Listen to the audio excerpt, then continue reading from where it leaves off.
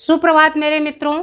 आज की मेरी इस कहानी में मैं आपको एक बच्चे की और एक आम के पेड़ की दोस्ती के विषय में बताना चाहती हूँ। एक छोटा सा बच्चा रहता है, उसकी आदत पड़ जाती है कि प्रतिदिन आम के पेड़ के नीचे जाना है, उसकी डगाल पर झूलना है, भूख लगने पर उसी के फलों को तोड़ के खाना है और थक जाने पर उसी की ठंडी छांव में सो जाना है। प्रतिदिन का ये कार्य रहता है। समय गुजरता जाता है, बच्चा बड़ा होता है, पेड़ को प्रतिदिन उसका इंतजार रहता है, पर कुछ समय बाद बच्चे का आना वहाँ बंद हो जाता है। पेड़ बच्चे का इंतजार करता रहता है। एक दिन अचानक से वो बच्चा पेड़ के नीचे आता है। ये देख कर के पेड़ बहुत अधिक खुश हो जाता है, क्योंकि यहाँ हमने क्या देखा कि जो बच्चा है वो पेड़ को भली भांति समझता है और पेड़ उस बच्चे को भली भांति समझता है। दोनों के बीच में बड़ी आत्मीयता का प्रेम है। ये देख कर के पेड़ उससे कहता है, चलो आज तुम बहुत दिन बाद आए हो, अपन दोनों मिलकर खेलते हैं। ये सुनकर के बच्चा कहता है, मेरी उम्र नहीं बची कि मैं खेलूं, अब मैं बड़ा हो चुका हूं, मुझे पढ़ाई करनी है, पर मैं आज बहुत परेशान हूं। अब ये सुनकर के पेड़, क्या परेशानी है? मुझे बुक चाहिए पढ़ने के लिए और मेरे पास पैसा नहीं है। पेड़ कहता है, इसमें परेशान होने की ज़रूरत नहीं है, तुम एक काम करो, मेरे फलों को तोड़ो और ले जाकर बाज़ार में बेच दो। उससे तुम्हें जो पैसा प्राप्त होगा उससे तुम बुक्स खरीद लेना। बच्चा वैसे ही करता है। समय गुजर जाता है। पेड़ उस बच्चे का बेचैनी से इंतज़ार करता है, रोज़ उसको देखता है कि आ जाएगा, पर बच्चा नहीं आता है। धीरे धीरे अचानक से एक दिन फिर वो बच्चा पेड़ के सामने आता है, क्योंकि बच्चा अब बड़ा हो चुका है। पेड़ उसे देखकर बहुत खुश होता है और कहता है, चलो आज अपन चलकर खूब खेलेंगे।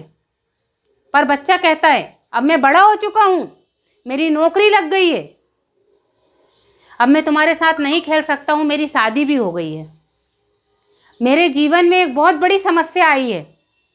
पेड़ बोलता, क्या समस्या बताओ? बच्चा कहता है कि मुझे रहने के लिए एक घर की आवश्यकता है, एक मकान की आवश्यकता है, पर वो मकान मैं नहीं बना सकता। क्यों? क्योंकि मेरे पास पैसा नहीं है। ये सुनकर के पेड़ कहता, कोई चिंता की बात नहीं है, मेरी सारी डगालें काट लो और ले जाकर अपना घर बना लो। बच्चा बड़ा हो चुका है, चूंकि उसने सारी डगालों को काट करके अपना घर बना लिया है। अब पेड़ बंजर हो गया है, अब सूखा पड़ चुका है, उसको देखना भी लोग पसंद नहीं करते हैं। अब जो पेड़ है वो पतझड़ की तरह खड़ा हुआ दिखाई दे रहा है, पर फिर भी उसके मन में एक आशा थी कि ये बच्चा आएगा। समय गुजर गया है पर बच्चा नहीं आता है। अब आज पेड़ ने भी वो आशा को छोड़ दी है कि कभी जीवन में वो बच्चा लौटकर आएगा। पर अचानक एक दिन एक बुजुर्ग मनुष्य उस पेड़ के नीचे आता है और कहता है, क्या आपने मुझे पहचाना नहीं? मैं वही बच्चा हूँ जो आपकी डालियों से झूलता था, जो आपके फलों को खाता था। आज मैं आपके पास आया हूँ। ये सुनकर के पेड़ कहता है, आज मेरे पास देने के लिए कुछ भी नहीं है।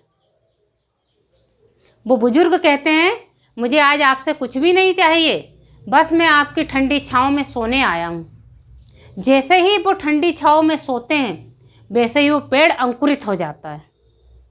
तो ये एक पेड़, जो आम के पेड़ की कहानी है, ये हमारे माता पिता की कहानी है।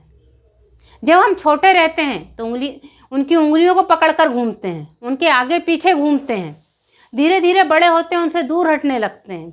फिर और बड़े होते हैं तो सिर्फ हम अपनी आवश्यकता के लिए, अपनी ज़रूरत के लिए अपने माँ बाप के पास जाते हैं। अपनी आवश्यकता पूरी होने के बाद हम वहाँ से हट जाते हैं।